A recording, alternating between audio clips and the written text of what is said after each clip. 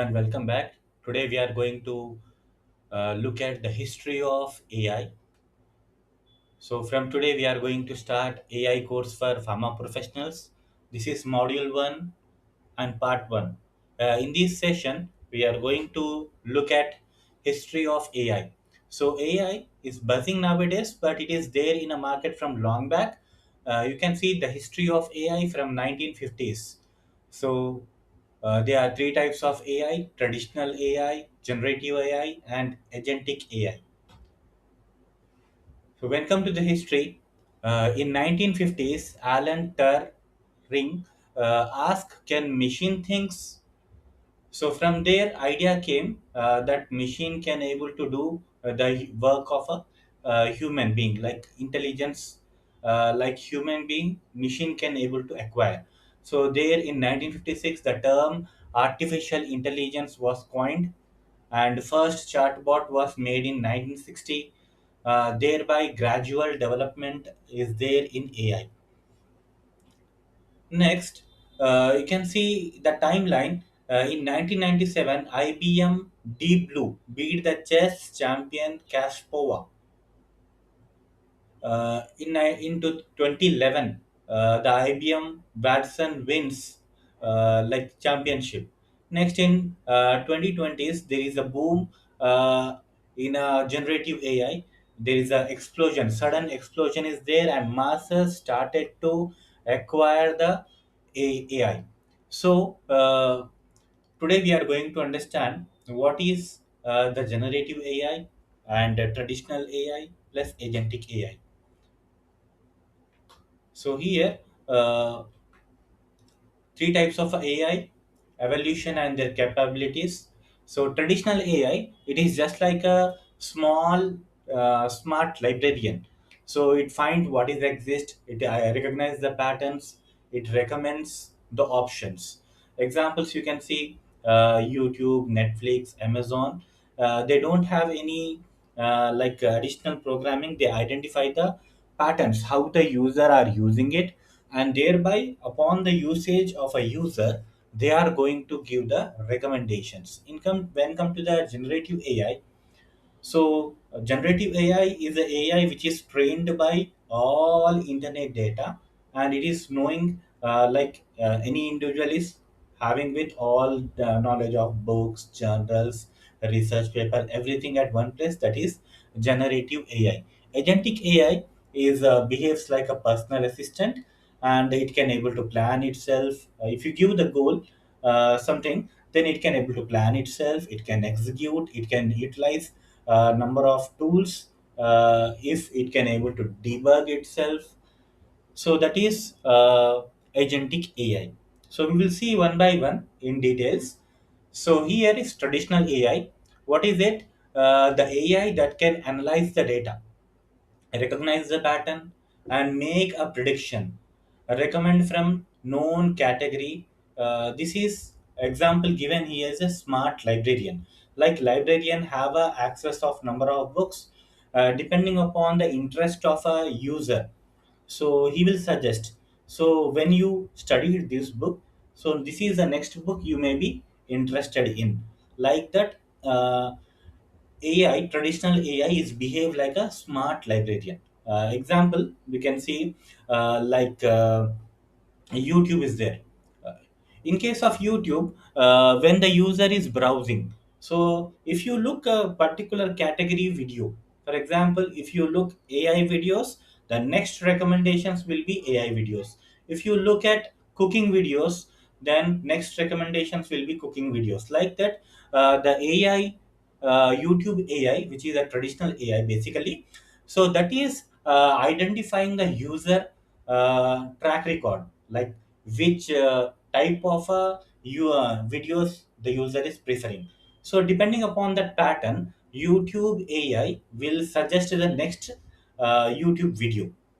Okay. So, for example, you are watching a specific type of a specific category of a video. So, next recommendation will also belong to the specific category only. Similar to similar, you can see in the Netflix. So, when come to the Netflix, if you watch one category of movies like science fiction, okay, the next recommendation will be science fiction only. If you prefer action and adventure type of a category movie, the next recommendation will be from action and adventure category. Because the this Netflix AI or a traditional AI, which is basically a programmed uh, AI, which is identifying the pattern from the millions of users. So the AI will identify the pattern to which category this user belongs, and thereby next video suggestion will be given as per pattern recognition. Next, traditional AI everywhere. So you can find this traditional AI in the Amazon, in the Flipkart. If the customer is looking at like bike, two wheeler, it is showing only the two wheeler. So if the user is browsing regarding like computer parts, so it will keep on showing the recommendations to buy computer parts. Or they are looking for the laptop, then continuous various laptops of various brands will be suggested. So that is the pattern recognition, prediction of inventory management. Here they also find out which price category this user belongs, which product this user is interested in. Like that, you can see the recommendations of both Amazon as well as Flipkart. When come to the pharma, like drug interaction checker, patient risk scoring, like pre-programmed programs are available in the pharma also. Daily use cases, you might have seen, some emails are dropped straight into the inbox, some emails are dropped into the spam folder. There is a email spam filter will be there, so it will identify search certain keywords in that email, and the emails will be categorized in a different folders. So that is traditional AI. So that is the AI which can able to recognize the pattern. So traditional AI is already very powerful and mostly used in the modern world, quietly, constantly, and it is also reliable, very cheap and also reliable. That's why all these years we are using the traditional AI unknowingly. Okay, next come to already we discussed a number of examples regarding traditional AI. It's basically a machine learning, which is depending upon users' learning pattern. Okay, then it will classify the users as per their interest, and when it is classifying them as per the learning pattern, as per the classification, next recommendation will be given to the human user. Okay, so strength, it's fast, it's reliable, and it is proven. So we have seen Netflix recommendation from long back, YouTube recommendations, Flipkart, Amazon recommendations from years together, they are working fine. And with this traditional AI, many companies are getting their customers back to back. So this is the strength of traditional AI. When come to the limitations, they can't able to create new content because they are already programmed on certain data to identify the patent, this pattern how the user is using, and thereby they can give the instructions, but no new content can be created in case of traditional AI. Next come to generative AI. So generative AI, you can understand this generative AI is like large language model, which is trained upon the large set of internet data. That is generative AI. The core concept here is AI that can create the original content. How it can create the original content? Because it's trained in a huge data sets, and you can see there is millions and billions of parameters of data sets are used for training of generative AI. So when it is trained on a large set of a data, from large set of a data, it can able to write the text, it can generate the image, it can generate the music. Like that, the agentic this large language models are trained. So example is creative writer. So by using the data from the internet, they can able to write the new content. Example, you can see ChatGPT. In 2020, ChatGPT reached 100 millions of user in just 2 months, because whenever whatever the question is asked, so relevant, more accurate answers are given to the users when compared to Google search. So specific, accurate answers are given. Okay, so that is a generative AI. Example, ChatGPT. So, which makes ChatGPT different from traditional AI is answer follows the question naturally. Means whatever the question asked, that related answer will be coming. If they come do any mistake and the user point out, it will admit it mistakes. It learn from the feedback loop. It can able to write essay, code.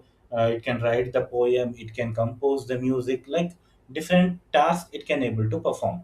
So if you ask regarding a disease, if a pharmacy student asked about explain the diabetes, so ChatGPT will explain so how the disease, what's the cause, symptoms, it will also recommend what to eat, what not to eat, everything.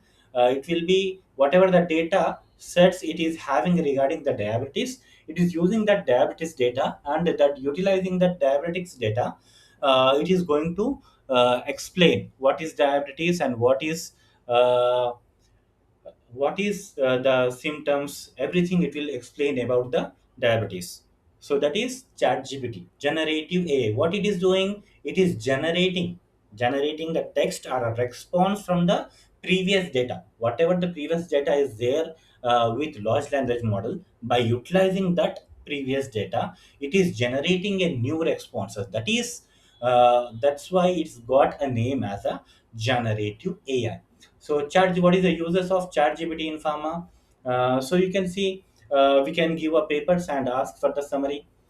We can compare the mechanism of action of two drugs. Next, clinical trial results, we can able to get explanation, or lab reports are there. So what is the normal range? What is the uh, dangerous range, borderline range of any blood sample, what we say, any parameter in the blood sample, all can be known from the chat gpt. And we can also use it as a in the education also, to simplify, like we to understand the drug interactions, practice of patient counseling. It can design a quiz for you. Next, it can write SOPs, protocols. It can generate the report. If you want to write a professional email, it can write a professional email for you. If you need a prompt prompt for generating a image, or prompt for generating a video, so it can write a prompt also. And, like by using the prompt from the GPT, we can same copy paste it in a nano banana, and we can generate an image. So generative AI is nowadays booming because it can able to create the response. So similar case, Gemini. So Google is powerful generative AI because Google is having all the data sources from the internet. It is having a Gmail, Notebook, LM, different sources, huge databases, huge user data it is collecting from all over the world. So obviously it is having powerful generative AI, multi-modular Gemini are there. It can generate the text, image, audio. It can understand the image. It can create an image under the nano banana. It can create a video under VO3 like platforms. And if the by using this platform, the user can create the images related to pharma events, and drug structures, diagrams, mechanism of actions, their diagrams, interactions between the receptor and drug. All those can be generated by using Gemini. Next, generative AI can create multiple tools, a DALI, which can create a image from the text. Nowadays, we are having a multiple tools. Every month, there is a drop of new tools in a market. The GitHub is full of tools. Okay, new repos are being released every month. Next example is stable diffusion, free open source. Uh, we can able to generate the images here. What is the use of AI in pharma visuals? We can generate modular graph, visuals, drug mechanisms, education ads. We can generate from Gemini and other generative AI. So, how the generative AI actually works? So, already we discussed. So, huge data sets from the internets are used to train. Then, pattern learning will be there. Then, generation of a response will be there. Okay. Next. So comparison, traditional AI, it can analyze the existing data, make prediction, recommendations in a specific task, one job, one model, specific task. For example, YouTube AI is associated only with category of video. So it will analyze that category and it will recommend which category the user is preferring to see the video. That is suggesting only one job in one field. When come to the generative AI, so there are numerous LLM models. Like some models can generate text, some can generate videos, like different categories, different contents. We can train them and we can use the generative AI in various purposes. When come to the agentic AI, agentic AI act autonomously.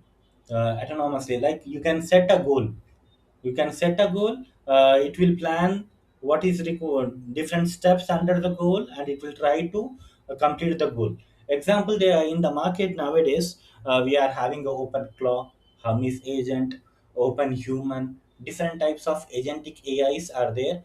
Just by setting the goal, it can able to go and search the internet, it can send the email, read the email, uh, it can manage the finances up to some extent, it can call the APIs, do backend functions.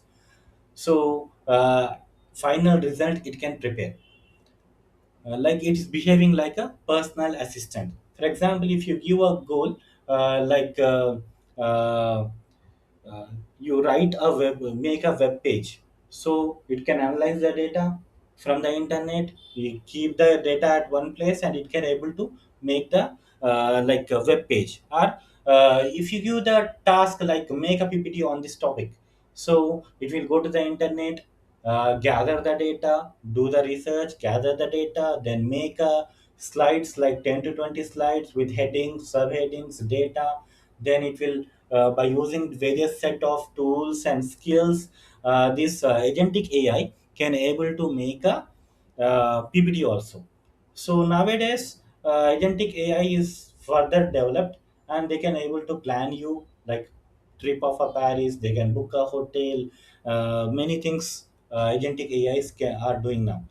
So, in pharmaceutical drug discovery also, there is a huge scope of agentic AIs are there. They can, upon setting the goal, they can go to the PubMed, they can do the search, they can design the novel molecular candidates, they can do the molecular simulation, docking, and they can report back the potent candidates. So we have already developed BioDockify Pharma AI. The link you can see here. So this AI can able to do multiple things, like multi-agentic pipelines it is having. So it can, just by giving the research topic, it can go to the different databases, it can able to pull the full articles from the databases, it can do the literature review, then it can do the molecular docking, molecular simulation, then it can write from the collected material, it can write review articles, research articles, PhD theory, PhD thesis it can write. So this is one of the example for agentic AI. In case of pharma field, BioDockify Pharma AI, it's behaving like a pharma research assistant, which is developed at BioDockify Labs. So at the end, we are comparing the three different types side by side. So what is traditional AI? It is just recognizing the pattern, and it is labeling the data one time, one model, one type of a work it can do. Generative AI, it is trained on a huge data sets. it can produce various types of response. It can generate new text, new images, new video, new music, like that. One prompt but many output it can do. Next, autonomous action, already we have seen, just by giving the research topic, it can generate literature review, then it can goes to save the material into the knowledge base, then it can write the articles from the knowledge base. So step by step agentic AI can do the work. So these are the basically three types of agentic AI. So nowadays we are looking at the boom of generative AI and the early phase of agentic AI. So nowadays, many companies are moving towards agentic AI to save the time. So agentic AI, just for example, the company is having a task, repetitive task. So such type of a repetitive task where fixed work is there, fixed rules are there. In that environment we can able to make this agentic AI to perform that repetitive work. Okay. Let's understand what are the applications of AI in pharma field. So we have seen this BioDockify Pharma AI. So what it is doing, it can identify the drug target interaction, drug protein ligand, so which is suitable drug candidate. It can identify. Then it can do ADMET predictions, clinical trial matching, biomarker discovery, dosage optimization. So these things can be easily handled by the AI. Obviously, AI is not that much developed. Human in loop is needed. Human need to keep an eye on the AI, but the repetitive tasks, like for example, running 100 ligands against one protein, that can easily handled by this agentic AI. Next, clinical and hospital side, like patient risk scoring, then drug interaction identification.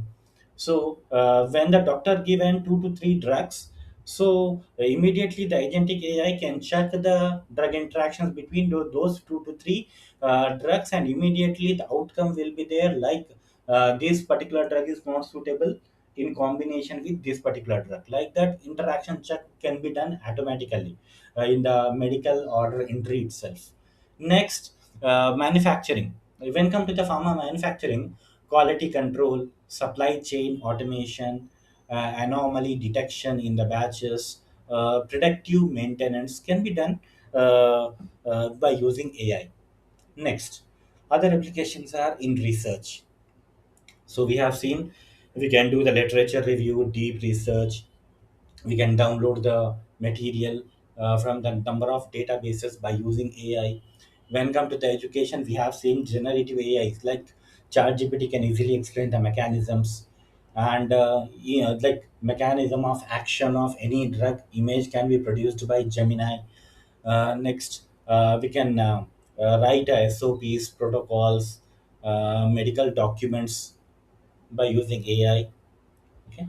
So Gen AI basically it can boost the productivity in a less time. More work can be done with help of it. Next, we have other applications also, like drug discovery, clinical trials, and patient care. Here we can schedule the follow up. Like agentic AI will itself send the follow up email. Just we need to schedule it.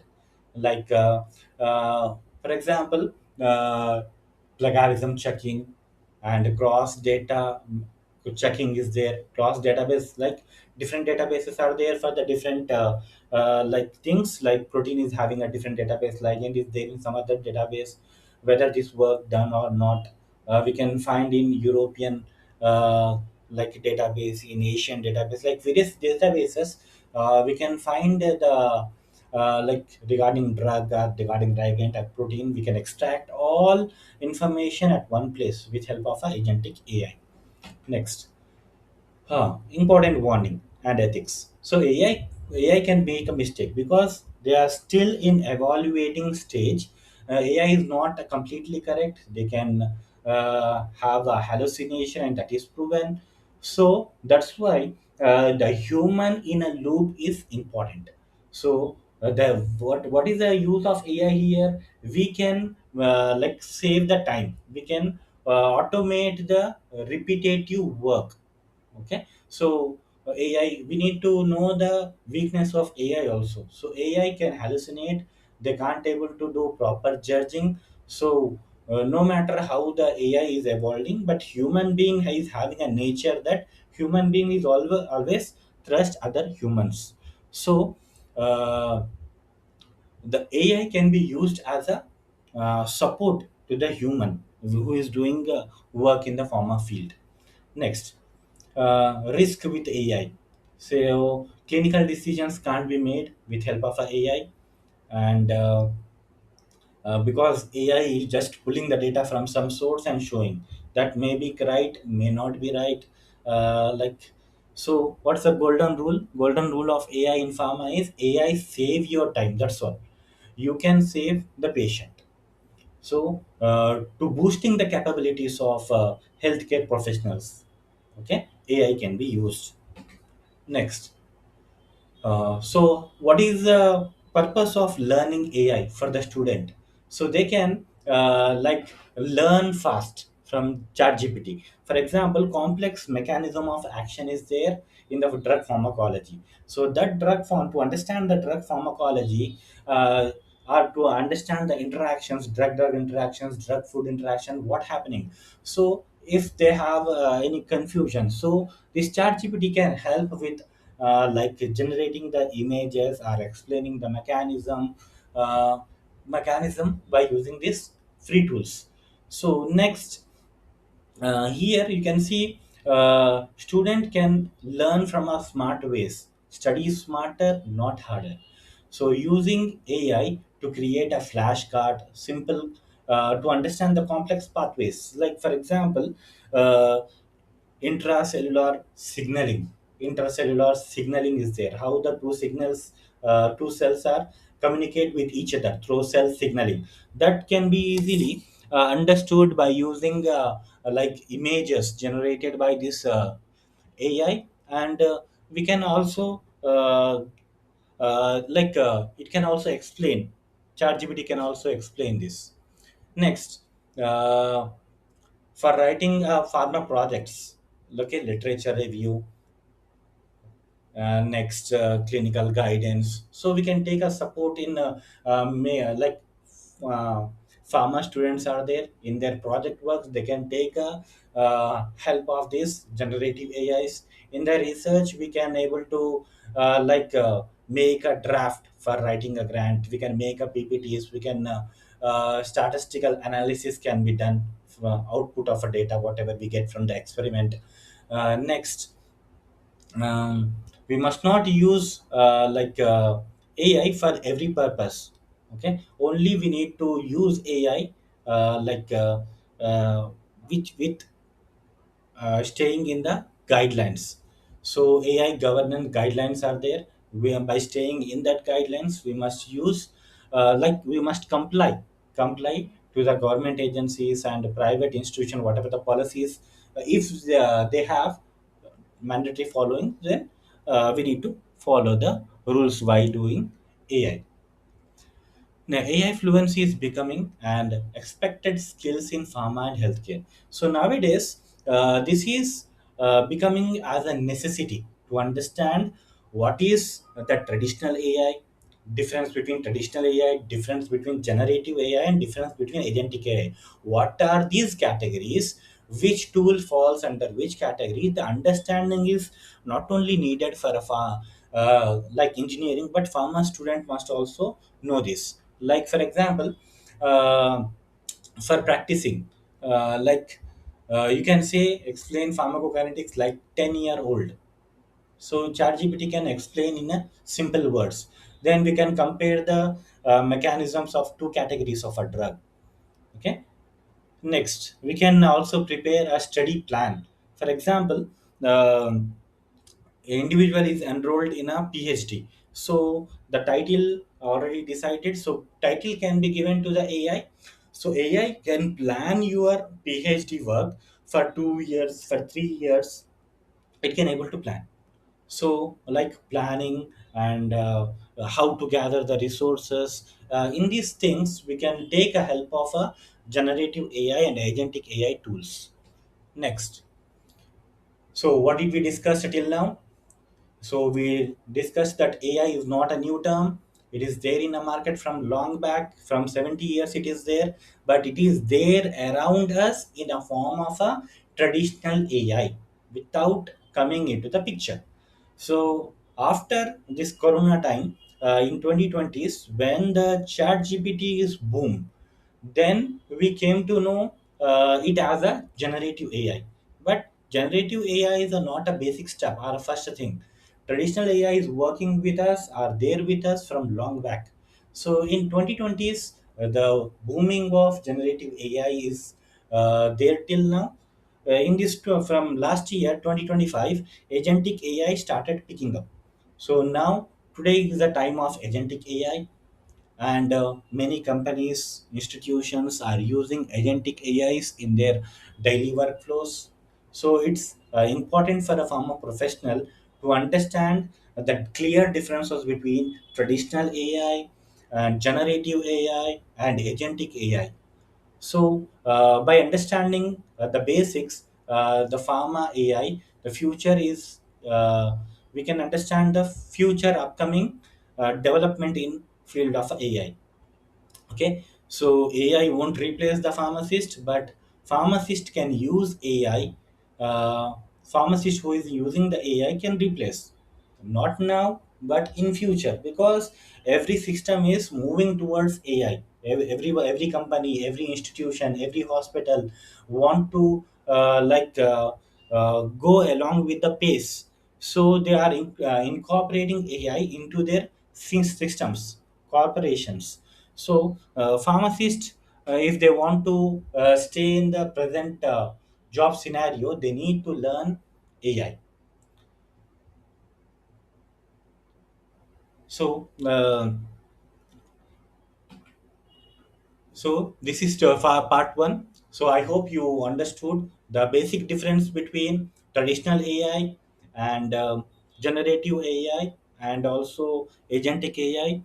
So this is the first part of our module one, and we are committed to continually release the other parts of this course.